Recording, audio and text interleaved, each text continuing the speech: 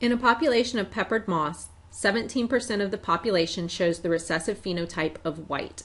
And if this population has 1,000 moths and is not presently evolving, so in other words, if it is at Hardy-Weinberg equilibrium, we want to know basically how many moths we have of the different genotypes.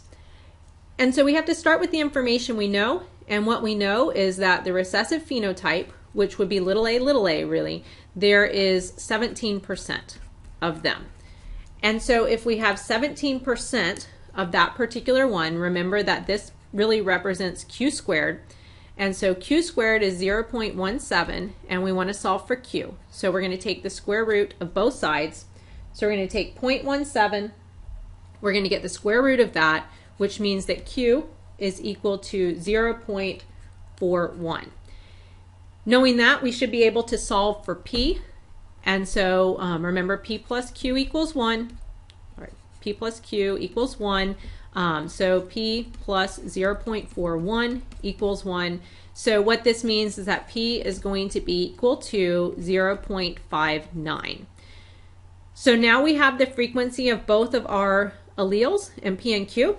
And so if we just go back to the overall Hardy-Weinberg equation, and I'm just writing it here, remember that P squared, that's the big A, 2PQ represents the heterozygous ones, and then Q squared represents little a. So for A up here in our question, we want to know the homozygous dominant moths. So homozygous dominant would be big A. So these are going to be P squared, which is basically 0.59 squared. So if we take 0.59 squared, we're going to get 0.348, and this is the frequency if we know that we have 1,000 moths. Let me just erase some of this to get it out of our way up here.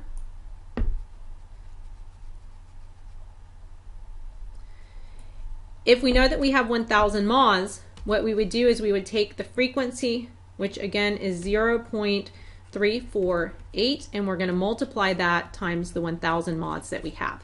So if you take that 0.384 times 1,000, we're really just moving the decimal place, but you end up with 348. So that would be the total number of moths that are homozygous dominant. If we wanted to know how many are going to be heterozygous, first thing we have to do is find the frequency or the percentage of heterozygous ones. And so back to here, 2PQ represents that. So it's 2 times P, which is 0.59, times Q, which is 0.41. So if we solve for that, we get 0.484. That's the frequency. So if we come back up here, it's 0.484 times the 1,000 total moths that we have. So we're going to have 484 moths that are heterozygous.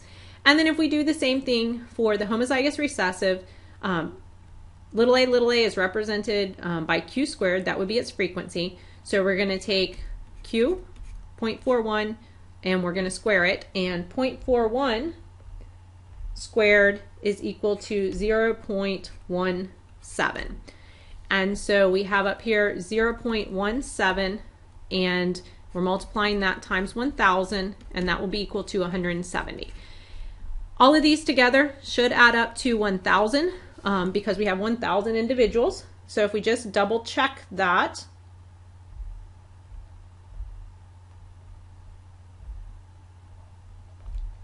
we're pretty close to that. These do all add up to 1,002 individuals if you actually did the math.